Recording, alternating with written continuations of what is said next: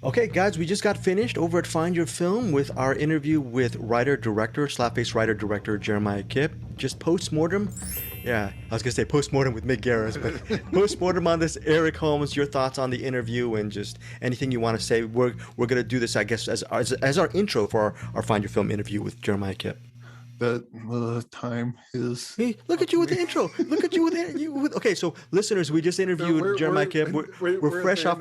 Yeah, What? we're at the end, and we got back to the beginning. I'm like, this is a podcast directed by Christopher Nolan. Eric Holmes. Yes, Eric Holmes. You're the Christopher Nolan stan. How dare you? I tried to do a little memento on your, you know what? But here's the thing. We just finished our interview with Jeremiah Kipp. He's a writer-director for Slapface. I am just really pumping this movie, not just because Kip's a great guy and a fellow cinephile, but I really enjoyed Slapface. What did you want to say about this interview, Eric, just for listeners who don't know what Slapface is about or whatnot? What can they expect from the last hour we were spending with Mr. Kipp? He's really awesome to listen to. I love how I love how he's really realistic about his own work, but when he talks about what you can do if you want to make movies, don't be afraid to suck, which I think is probably some of the best advice ever. And he goes deeper into that. You ask him a question, he goes for it, and it was really good to hear him talk. Yeah, no, listeners, if whether you love or hate or dislike or are neutral regarding Slapface, this is a great interview because he, like Eric says, he just talks about the nuts and bolts of filmmaking. He talks about Slapface stuff, creating the film, the world of Slapface, and then he's just the huge movie buff. So we just get into the, like you were saying, Eric, the nuts and bolts of just storytelling and filmmaking. There's so many different references. Eric, could you count the amount of references? There's Mary Shelley's Frankenstein. What else did he mention? Oh, director Samuel Fuller. Right? Well, first of all, the Mary Shelley's Frankeinstein, as soon as he said that, I know. I was like, please write and direct a good Frankenstein or good. Okay, Eric. I would love to see his version of Frankenstein. Mary Shelley's Frankenstein. Yeah. By the way, you didn't know this. We're actually having the director of Mary Shelley coming in next week. I'm going to make sure that filmmaker knows your. No. His version. That is version. But anyways, yeah, a lot of stuff for this interview. I think this is a very value added for our thing, and we're going to be talking about this a little bit more for our Find Your Film episode. But until then, enjoy our interview with Jeremiah Kipp. Final words from you, Eric Holmes, before this Kipp interview. Any final thoughts from you, Eric Holmes? He's just a really cool guy, and hopefully we get to talk to him again soon. And Indiegogo Fund. Yes. Don't pick up. Check that out. Yeah, don't pick up. No, definitely pick up this podcast and listen to it. But actually, check out our links below on our podcast descriptions regarding the Indiegogo project. Don't pick up. By the way, we forgot to mention, my bad on this, that Don't Pick Up, it's already reached its goal, its initial goal. But extra dollars towards this Don't Pick Up, which, by the way, it's a project that he's directing, a short. Definitely check that out. We'll have all the links. And that's it. Okay. You are needed, Eric. I'm needed. Yep. We'll talk to you later. I will see you later. And thank you guys so much for listening to this upcoming interview with Jeremiah Kipp. Hey everyone, we're back. Here's the Find Your Film podcast. I'm with my co-host. I'm gonna say my co-host because I'm very narcissistic, Eric Holmes. But most importantly, we are joined by Slapface filmmaker, writer Jeremiah Kipp. I really love this film, and this is my second time interviewing Jeremiah, and I'm really excited to actually dive deeper into this film. Before you say hello, Jeremiah, I'm gonna put Eric Holmes on the spot. Your mini review of Slapface before we start the interview. That was good. I liked it a lot. And it was, you see the back. Well, I don't know if this is going up as video or not, but you get the background. And it definitely went in directions I wasn't expecting, especially something called a movie called Slapface. Greg said, hey, there's this movie on Shudder called Slapface. You should see it. And I'm like, I don't know what the hell that is, but I'll watch it. And I'm watching it thinking it's going to be like, it seemed like a movie I've seen before, until it starts going, and it's like, oh, okay, this is something completely different, and it was really good. So congratulations on that. Thank you. Well, Jeremiah, I'm going to first start off. When I've asked you this before, but I want to ask it kind of in a different way. But it's been about a week and a half since I've seen Slapface, and it's one of these movies that, honestly, it still stays with me. So I guess in a layman's perspective, how did you and your DP work regarding the visual dynamic of your film to actually, I don't know if you guys did it consciously, but it it's something that just stays with you, not just thematically, but just the visual design. It's claustrophobic, but it feels like a very open universe. How did you guys do that? Yeah, it was very intentional, very purposeful, and also very unconscious. I've worked with that director of photography, Dominic Sedilli, for gosh, at least 12 years now. So he and I found each other many years ago. We made many, many short films together. He's shot 3 or 4 of my features, and we're really, really good friends. And we're very, very different people. We're very different personalities. So, you know, but both of us I consider to be emotionally available and intuitive. So we're not the type of artists that map out specifically what we're going to do.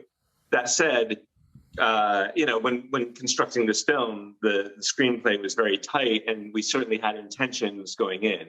When Dominic and I scouted the locations, we spoke a great deal about how we might conceive the living room or the bedroom or the woods, and what tools we would use for each of those. So we laid out a little game plan for ourselves, and then allowed ourselves to be in the moment and very present when we work, which is something that we like to do. But I think you can only do that with a fellow artist when you've worked together as much as we have. Dom and I have kind of created our own secret language. So when we would do a rehearsal on set with the actors, which I always like to do, you know, we would watch what the actors are doing. I would work with the actors and like make choices based on where they were. So, for example, a confrontation scene between Anna and Tom, the older brother, and his girlfriend. When we showed up to set that day, you know, we said, well, what if they were fighting in the living room? And then I thought, well, what if Anna were washing dishes in the kitchen and kept going through the doorway, and it became this wall between them when they were arguing? You know, and then you find the visual metaphor for the scene. You're like, all right, you guys are going to keep hiding in these rooms until Tom marches into the kitchen and directly confronts you. And that informed the visual style of the scene. And in its own way, every scene is like that. You know, we say, you know, let's let the actors show us what they're going to do. Let's tweak that. And then Dominic and I will talk to each other and say, where are we going to put the camera? And it's very interesting for our crew because Dom and I will say, it'll sound like this. What if we're back here, papa, and then ping, ping, you know, we'll do these shots, and then boop, we'll go in for the insert. And then the gaffer will be like, what does that mean? And Dom will say, we're going to be on the dolly track here back on the 35 millimeter lens, and then we're going to switch to the 50 for cross coverage, and then we're going to go on the 85 for this insert, you know, or whatever it happens to be. But that's only because we've made ourselves into this peanut butter and jelly sandwich that can go together. Now, the last thing I'll say about Dom and the visual construction of Slapface is that when we did the short film proof of concept, Dominic shot that as well. And indeed, it was Dom's idea to shoot the short. You know, it's like I had this feature-length script that I was trying to get made for years with different producers. And, you know, they would try to build it up and the money would fall apart. And they'd build it up and it would fall apart. And then Dom one day said, hey, I've got $5,000. You know, why don't we go shoot a short film? You know, go take that feature-length Slapface, scrunch it down into 5 pages, and we'll go make something. And we did. But what was funny about that scenario was that Dom said, well, why don't you do a little Indiegogo crowdfunding? You know, we'll see if we can raise the money that way. So maybe I don't have to spend $5,000. And we did. And we raised, you know, whatever it was, $5,000 or $6,000. And Dom said, it's a good thing, because I didn't have $5,000. I just wanted to create a situation where you could go make your movie, this project that you've been so passionate about for all of these years. And the short, which is not available online or anything like that, it played film festivals for like 3 years, and it got good reviews. And during every Q&A, I would say, this is a proof of concept for a feature-length film, and that's what we're trying to do. And essentially, that's how the feature got made, was word of mouth got to a producer named Joe Benedetto, who knew Mike Manning and said, Mike, you're looking for a horror film. Jeremiah's got an impressive resume and this cool short film. Why don't you guys meet and talk? And Mike and I had a phone call that was, 15, 20 minutes long. I sent him the script. And then Mike came on board. We signed an option agreement. And then 8 months later or 9 months later, there we were, on set in the yard in front of the house with a monster and a little boy. I was like, wow, Mike Manning really made it happen. So that was a fruitful relationship. That's a long way of answering your question about Dominic Savili, but he is an extremely important partner in my creative life. It's just he and I have done many, many things together and don't talk about it that much. And indeed, on the set of Slapface, this feature, we just went in there together and we both knew the movie that we wanted to make without having to talk about it too much, which is a great luxury for a filmmaker. I actually got a bunch of questions for about the movie, but I should probably wait for spoiler stuff. But you did mention Indiegogo, which I guess would be a good segue into, you have one going right now. We do, yeah. There's an Indiegogo for a short film called Don't Pick Up. And it was written by a playwright named Suze Nolan, who I've collaborated with a number of times over the years. And she had a play that had done really well. It was like it had been performed maybe 60 or 70 times all across America and maybe in Europe too. I'm not sure, but it was a successful play. And at a certain point, she said, "I'd really like to make this as a movie. I'd like us to hire the best possible actors and go make it." And it's set in a children's bookstore. And it reminds me of David Lean's Brief Encounter. I don't know if you guys have seen that movie. It's a really beautiful film from, I think, the 1940s about a couple that tentatively gets together, but there are awkward things that get in the way. So there's a real tenderness. It's almost like a dark rom-com where you feel these two people who are a little messed up and a little thwarted by life almost getting together, and the audience hopes and yearns for them to make it work. And the children's bookstore that the film is set in kind of lends a very fantastic fairy tale tone to the piece, which, as you know from Slapface, is something that really attracts me. And Don't Pick Up is not a horror film, but it has dark underpinnings and it has a certain fanciful element. And we had wonderful actors. We shot it a week or two ago. So there was enough money to get it in the can. And we shot it with Keith David, who's a phenomenal actor that I remember watching as a little kid in John Carpenter's The Thing. He plays Childs in that movie and is a hero to all of us who love horror films and practical special effects.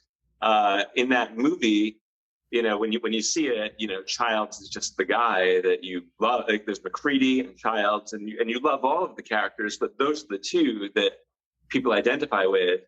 And every person of color who was on the crew and one of the background players were all like, we want to do this movie because we want to be around Keith David, who is Childs, who is Frank from They Live. And his resume is amazing. I mean, he's done Platoon and Requiem for a Dream, and There's Something About Mary, so many great films. And he was cast second. The first person we cast was Catherine Irby, who most people probably know from her long stint on Law and Order: Criminal Intent, where she was one of the leads on that show with Vincent D'Onofrio, solving crimes in New York with every amazing character actor as a perk. Horror people might know her from Stir of Echoes with Kevin Bacon, where she played his wife. She was gave an amazing performance in that movie. The Addiction, Abel Ferrara's bizarre 1990s East Village vampire movie with Christopher Walken and Lily Taylor. And she was in What About Bob when she was 25 years old, playing a 16-year-old. She is Richard Dreyfuss's daughter and had a bunch of cool scenes with Bill Murray. But I best knew her from the HBO series Oz, which was pretty fantastic and disturbing. Anyway, Keith David and Catherine Irby, great actors in this movie set in a children's bookstore. The Indiegogo is still up and running, and it's for post-production. So anybody who is interested in learning more or wants to see our pitch can follow the link and learn more about Don't Pick Up. So is this is the short that you're making with the Indiegogo, is this gonna be kind of like Slapface in that you make the short and with the hopes of expanding it into a feature maybe later on? In this case, Don't Pick Up's a standalone piece. Suze just wanted to create a movie because, when you do a play, it's ephemeral. The audience watches it, the actors play it, and that's a really beautiful experience for everyone involved. But it also is like a sandcastle. It gets washed away, and all you have left of it at the end is your memory. I mean, even if you videotape a play, it's not quite the same thing as seeing it live. So I think Suze wanted a record of this film, but I think also, she wanted to work with actors at the level of experience of Keith David and Catherine Irby, and was interested in cultivating relationships with that kind of actor. So whether we work with Keith and Katie again, we had a remarkable experience. They had a wonderful time. We loved working with them, and they had a wonderful time working with us too. So maybe we'll get to work with Katie and Keith in the future. If that happens, I would love that. And if that doesn't happen, it still means that you've worked with actors of that caliber. I love all actors, whether they're name actors or whether they're extremely experienced actors or whether they're not known actors that are good actors. My kind of actor is a good actor. And actors, whether they're, James Earl Jones, or whether they're, that person that you hired that nobody may have heard of before this movie, they're all doing the exact same amount of work. An actor will do the same thing. They all apply. I mean, actors are all different, but they apply the same tools. They all get at it in a certain way. And an older experienced actor just gets there a little faster than the rest of us and brings the breadth of their experience and their talent, and that's wonderful. But I don't create a hierarchy of actors, I never wanted to put Keith and Katie on a pedestal, it's like they're heroes to all of us, but at the same time, they are here to act in your film, and you are there to direct them in your movie, and you wrote these parts that they are playing. So you can't create a situation where you're looking up to them. I don't think that helps anybody. I think I prefer the mentality of we're all in a rock band, and we're all doing it together, or we're all robbing the bank together, and we all have our part, and the most important person on set changes. It's like everybody has a role to fill. And I look at it that way, and that helps me not get stars in my eyes when I'm working with somebody that, I was a beloved icon for me as a child. That just doesn't help anyone. When you're making a movie, you're all in it together. And that's been the way I approached it from my very first feature until now. It's like, I love the experience of working with my heroes, and it's great when they're a good person. And if they're a terrible person, okay, fine. I never need to work with them again, But I will demystify and say that Keith David and Catherine Irby are wonderful people, and they were great to work with. They were a total delight. And anybody who contributes to the Indiegogo campaign is helping to facilitate this movie. Keith wanted to do it because he rarely gets to play romantic. He's often cast as he's often cast as an authority figure now, standing in front of a map saying something like, "We've got 48 hours, gentlemen, 48 hours," And for him to be the loving person and the sensitive person and the vulnerable person, I think was meaningful for him. And Katie also had her reasons for wanting to take on this role that were specific to her that she talked about in rehearsal, but that I think are more private and internal. But it gave her the keys to this role where she gets to be messy and all over the place and chaotic in a way that I think really excited her.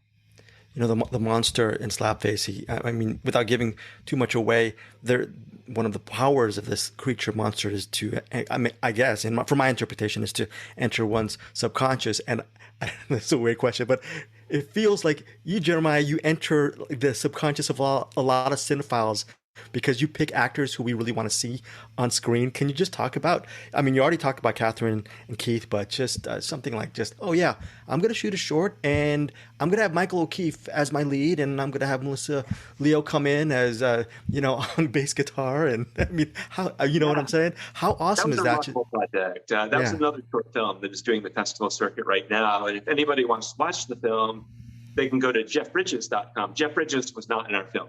But Jeff Bridges saw the movie and loved the movie and said, "This is a great film. Can I put it up on my website so that other people can see it?" And of course, we were like, "You're the dude." Jeff Bridges, hey man, you can share our movie there. And it really meant a lot to us that Jeff Bridges loved our film. It's like, it's just because Jeff Bridges is such a great actor. And Greg, that is what I respond to. I love actors. I love actors who love acting. I love actors who are really open to embodying the role and showing up for work and being ready to play. So that film is called Draw Up and Stare. It was written by Emily Donahoe, who also produced the film. And she approached me about it because it was a very phantasmagorical, strange film. It's set like a month after 9/11. And I never really wanted to do a 9/11 film. 9/11, you know, it's so loaded. And I was in New York on 9/11 and don't care to remember that time. You know, it's like I had nothing. I felt like I had nothing to say about that until I read her script, which was so poetic and so beautiful and so daring in its sincerity. And it was also a very weird film. Like it has kind of a Twin Peaks vibe, where Michael O'Keefe plays a fireman named Jimmy who was there on 9/11 and is going through a process of very introspective PTSD. So he's gone back upstate to this cabin that he lives in and is trying to put some pieces back together. And in doing so, he thinks he's cracking up because at night, these birds are flying around outside in these strange, almost apocalyptic formations. And a woman is showing up on his lawn mysteriously. And he's like, am I dreaming or are these things real? And one of his connections to reality is Melissa Leo, who works at the diner that he goes to every day. And so she has a foothold to reality for him. And when he walks into the diner, she's like, hadn't seen him in a month and didn't know he was still alive. So it's like Rip Van Winkle is still alive. So it's got that kind of a vibe. The cast is great. Michael and Melissa were great to work with, as was Linda Powell, who plays the woman who mysteriously appears to him in what may or may not be dreams. And, you know, if people who enjoyed Slapface will catch the vibe of Draw Up and Stare, which exists in this netherworld, you know, between reality and the phantasmagoric. Yeah. Well, I guess before we get into the spoilers, I don't think maybe it is. If it is, we can push till later. But sure. One of the main themes of Slapface is abuse, as a very strong theme in it. Now I know that when you talked to Greg, you mentioned that the script started off a lot different than what we saw. It was the child and the father, yes. And the actor, Mike Manning. Yeah, sorry, my donkey brains today, but he suggested making them brothers, which worked really well for the movie. But was abuse still a strong theme of the movie before then? That was what Mike connected with. You know, when Mike read the script, it was the father and the son, and Mike connected deeply to the themes of abuse that run throughout the story. You know, the entire the mechanism of the movie is it's a horror movie with a monster in it, the boy and the monster story. But parallel to that is this story of systematic abuse. Now, Mike read the script and proposed an idea, which was what if, instead of a father-son story, which is kind of a trope in independent films, the deadbeat dad, you know, he's like, what if it were an older brother? I immediately had enormous pushback on this because it reminded me of John Carpenter's The Fog, where all the actors were cast younger and the Tom Atkins role suddenly was this hunk. And, you know, I was like, man, I don't want to do a WB teeny bopper version of this. You can count me out if that's what we're doing here. And Mike's like, let's talk on the phone. And we talked on the phone for an hour and a half, not as producer and director, but as actor and director. And he said, let me tell you my idea. And he's like, no, I want to preserve the rough edges of your story and the darkness of your story. And I think it would be far more interesting if instead of a father-son, what if it is an older brother and younger brother, and the older brother is barely a man himself and is thrust into parenthood and has to learn the rules as he's going along, but the only rules he knows are from this toxic relationship that he had with his own father. The only tools that he has are the tools that he received from his own dad. You can imagine that his dad played Slapface with him, this disciplinary tool. So he's passing that on to Lucas, and he's really thinking of it as doing his best. He doesn't think of it as abuse. He thinks of it as a cautionary measure and a disciplinary measure and a loving gesture as a way to connect them. because both their parents are dead. And if they slap each other, maybe they can wake each other up and shock each other into reality. So the more that Mike talked about this, the more excited I got. And I said, well, let me take 2 weeks and do a rewrite and see how it feels on the page. And as it happened, I was rereading Mark Twain's Huckleberry Finn at the time, which is all about Huck, like being thrust into situations that are beyond his years. And so doing the rewrite, it just got deeper and better. And it felt like there were more layers on top of layers in the story. And this older brother was harder to pin down because all hope is not lost for him. He's still young. You want Tom to be better. You know that Tom cares about his younger brother. You know that there's love there, and you want Tom to be a better guy. And it was extremely interesting watching audiences respond to Mike Manning's performance as Tom, because the first thing you see in the movie are the older brother and the younger brother slapping each other with no context whatsoever. And then it goes into the title, and the opening credits show a bunch of witchery, and you're like, all right, there's like, what is this movie going to be? And as the movie progresses, audiences warm to Tom strangely. They want to hate him at the beginning. They're like, you should die for slapping your brother. I can't wait to watch you die. And then as the movie progresses, they're like, oh no, these brothers are all they've got. They're all they have for each other. And they're torn between this triangle between these two brothers who love each other and this monster in the boy. And it forms into a strange love triangle that is headed straight to disaster, And so I have to give Mike Manning all the credit for this really wonderful choice that made the story better. I like how his in this is and like you said, having him be the brother adds an interesting dynamic, because like you said, he's basically a kid. I mean, he's not a kid, but he's certainly not equipped to be a parent. He was kind of thrust into that. And you have that scene with he's like, I don't hit women. No, you only hit little boys. I was like, God damn. Yeah. But it's really interesting watching the Tom and Lucas, the brother relationship, because he's kind of a shithead. Mm. But at the same time, like, you see that there's parts where, like, he wants to do right, yeah. His brother. There's even a bit of addiction problems.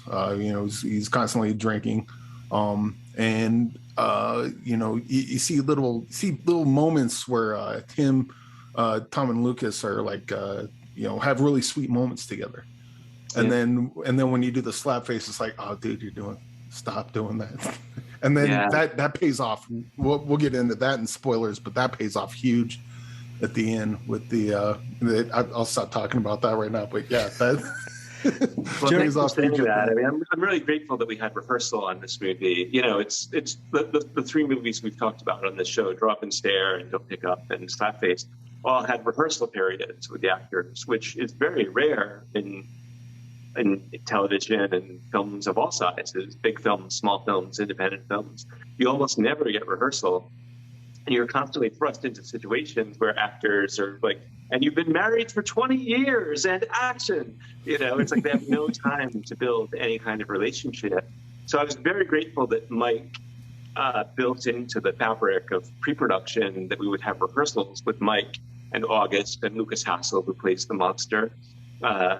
We were all able to sit around a table and do a lot of work together and build the brothers' relationship and build the relationship between the boy and the monster. And even with Dan Hedaya, who played the sheriff, like, we had a little bit of time together. He got the part. Audiences might recognize him as the dad from Clueless. He was one of the cops in The Usual Suspect. I love him from Blood Simple, which is the first Coen Brothers movie.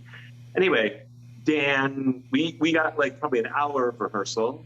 He showed up on set, but he showed up early.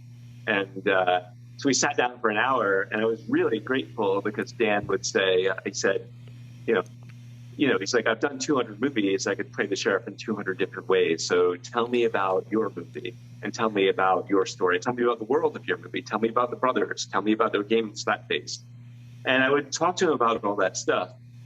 And what I realized that Dan was doing was, when he's not acting, he's a painter. And he was thinking of his character as a tile in the mosaic. how do I fit into the broader world of your story? And I was really grateful. Dan asked a lot of questions and filled in the world for himself. And then by the time we were done, he understood where his sheriff existed in the world of our movie. And he was great to work with. He was the most prepared and the most vulnerable and the most interesting.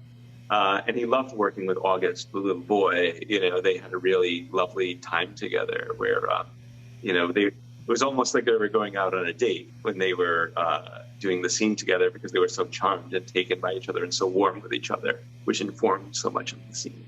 Jeremiah, before we get to the spoilers, I just have one final question for you. You mentioned tiling the mosaic, and now with filmmaking these days, you can Google what's the best Canon camera digital to have, or just download screenwriting tips, go to YouTube how-to videos, all these things on how to make an indie film.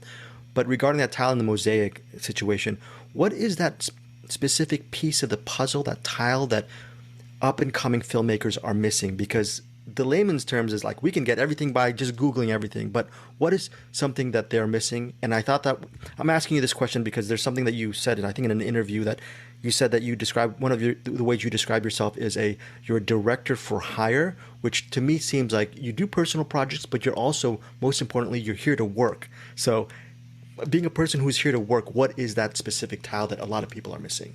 Well, I absolutely love to work, first of all. I love making films. I have ever since I was a child. I was one of those little kids who had a VHS camcorder and would gather all my friends together. And we would make zombie movies in the backyard, or I would say, bring your army jackets. We're going to make a war film out in the woods. And that was me, growing up. I must have made 300 movies before going to film school. And so I would start there, and say, all the tools are available to you. So release the need to make something good when you start. It's start by just getting, even if you're making a film with your phone, editing software is very easy to find.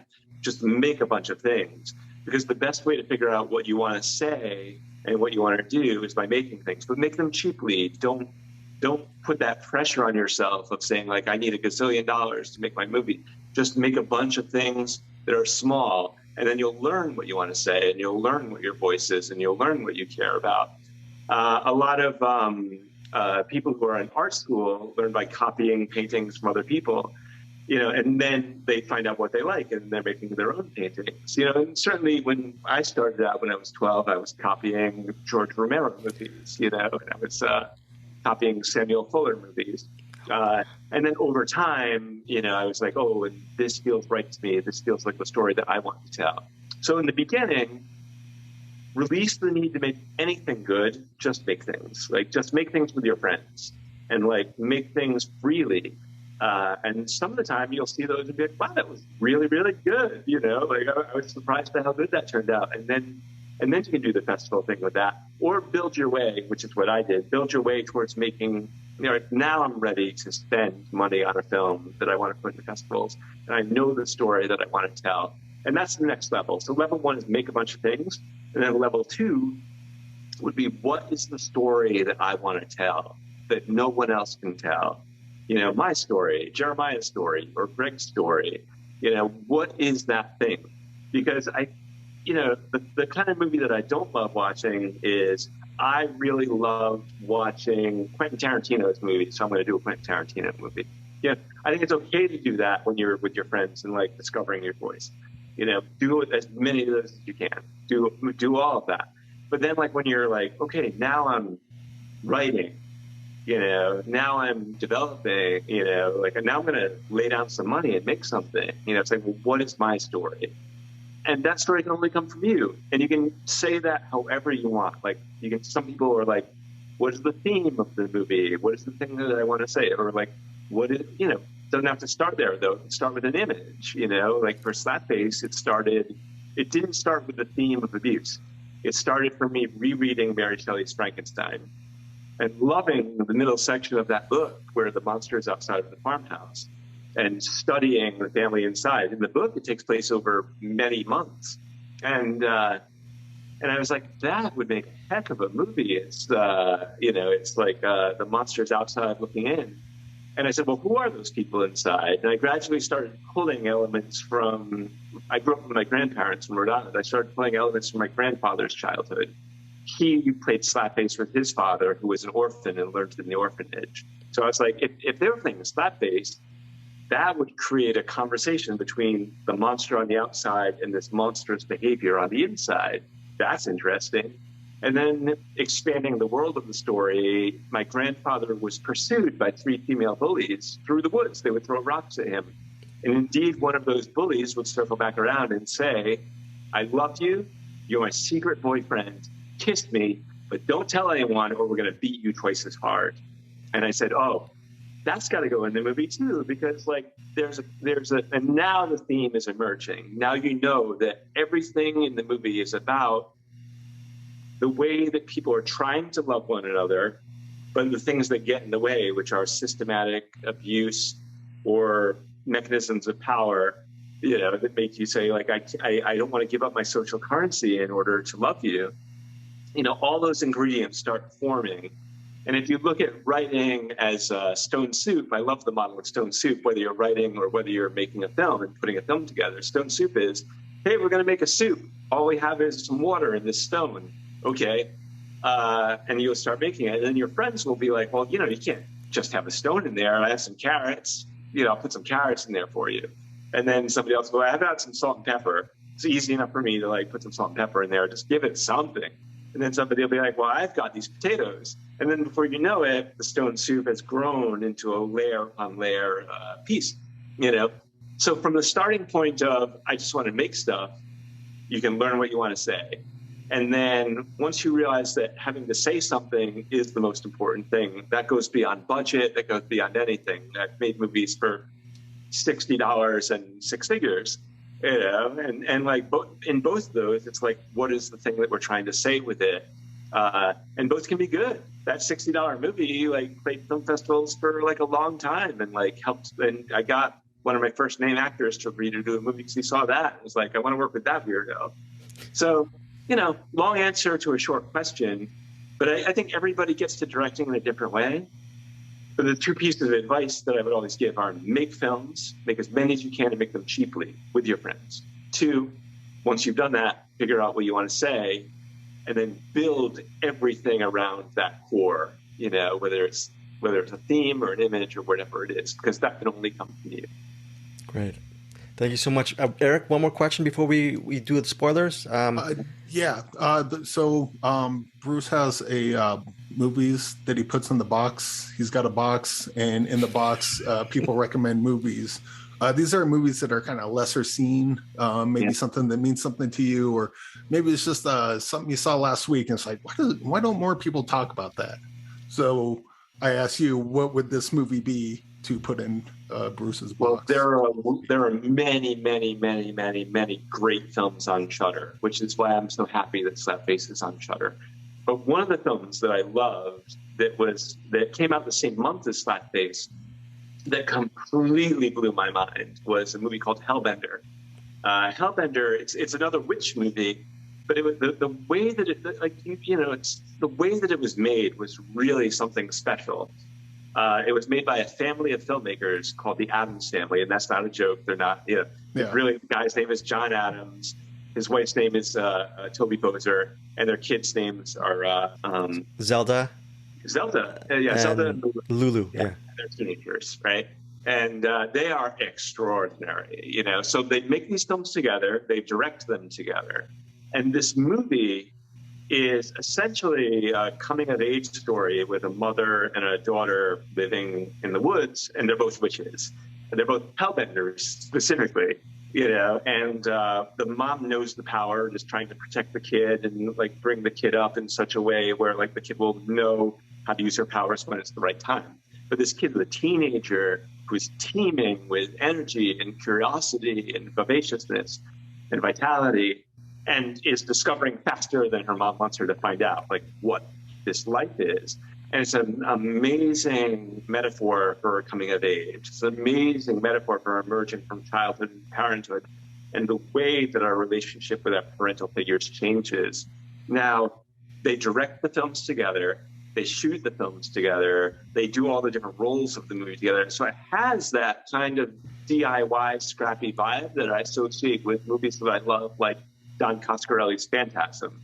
where you feel that movie was made from scratch, that they made it together, and a movie that singular can only get made that way. Like, it's one of those things I was just saying before. No one but the Addams Family could have made Hellbender. That movie is uniquely its own. I've never seen anything like it. And they've made a couple other movies like The Deeper You Dig. If you find their other films, they're all wonderful. And Hellbender is like them at so far the peak of their powers. I know that when our movies were coming out, we talked to each other. I talked to the Addams Family, and we're both on our next feature. They have a new feature that's in post, and I have a new feature in post called The Boo Hag that we shot down in Savannah, Georgia. So we're like, yeah, we're making our movies, and our movies came out at the same time, and we were fans of each other. The last thing I'll say about Hellbender is I was just talking to my person that I love about I was like, man, teenagers should make more films. I taught in film school, and my favorite teaching was teenagers over the summer. I haven't taught in years and years and years, but I loved teaching the teenagers because I think teenagers are experts at being teenagers. And if you give them the camera and say, go tell your story, and give them permission and say, there's no way that you can fuck this up, they will do the weirdest movies because they are in the weirdest time of their lives. And I read an interview with the Addams Family recently where the mom and dad, Toby and John, were saying, yeah, our teenagers direct those scenes. Our teenagers write those scenes. That's why they feel so authentic. That's why they feel so truthful to what it is being a teenager, because we give them the keys to making the movie. And we say, like, you know better than anybody on earth what it is to be a teenager and where you're at in your life right now, and that will inform the movie. And Hellbender is all about it. So within a movie that is very gory and has like really gooey special effects and crazy ass shit that's happening, within it is a heart that is beating with such vitality. Hellbender is a must watch. I mean, I swear to God, you guys, Hellbender is the movie that I saw in 2022 where I was like, I'm like, you guys, everybody needs to see it. And it really did give me that phantasm feeling. When you see a movie and it reminds you of how you felt in your life when you saw another movie. I remember seeing The Matrix, and I was like, I haven't felt this way since The Terminator or T2. And I remember watching Hellbender and being like, I have not felt this way about a movie since the powerful feeling I got watching Phantasm back when I was little. Those are very, very big words. Jeremiah, thank you so much for it. By the way, I also loved Hellbender. Eric, you haven't seen it yet, right? No, not yet. You definitely will. I mean, how can I not after that? Yeah, after that. Yes, and that is not a paid endorsement. They should hire you as their publicist along with co-filming. Yeah, Addams Family, send me a check. I'll give you my address. No, actually don't. I would just send it back to you and say, put it into your films. So no. The glory of if it enables the Addams Family to make another movie and for people to invest in them, then my job is done. I don't need my 10%. And before we go, where can people find you, Jeremiah? Just any extra plugs before we go?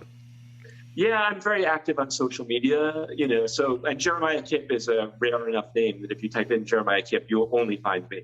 So I'm very active on Facebook. I'm very active on Instagram. And then Slapface, if people want to follow the journey of that film, that is on Instagram and Twitter and Facebook. I think it's Slapface Film on Instagram and Twitter, and Slapface Feature Film on Facebook. But if people want to follow it, we're on there all the time. And I love championing other filmmakers, and I love talking about the people I work with, and I love talking about actors that I love. So I'm very vocal about independent film and the things that I care about. Jeremiah, thank you so much for your time. Listener, Don't Pick Up. Donate to Don't Pick Up. All right, go ahead. Thanks, Eric. Yes, Don't Pick Up. And you know what, listeners? We are all about archiving DVDs and collecting DVDs and Blu-ray. You can watch it on Shudder, digital, VOD. You can do all those things. But personally, biasly, pick up the DVD. It's out right now. You go to Best Buy or Target right now. Like Hellbender and Slapface are always right next to each other. So buy both films and then do a witch double bill. Because they both have similar themes. They're both coming of age stories. They have a witch in them, and they're very, very different kinds of movies. The tone and the structure of them is entirely different. But I think the films would make a great double bill. And you can watch whichever one you want first. It's like I love Hellbender and watch both of them and enjoy. Okay, thank you guys. Thank you, Jeremiah, so much. You guys, we're also going to ask Jeremiah a couple of questions about Slapface regarding the ending. We're going to stop this interview right now. Thank you guys for listening, and just watch all his films and his shorts. He has a lot of shorts, which I still have yet to get to. But yeah, thank you, Jeremiah, so much for joining us. Thank you.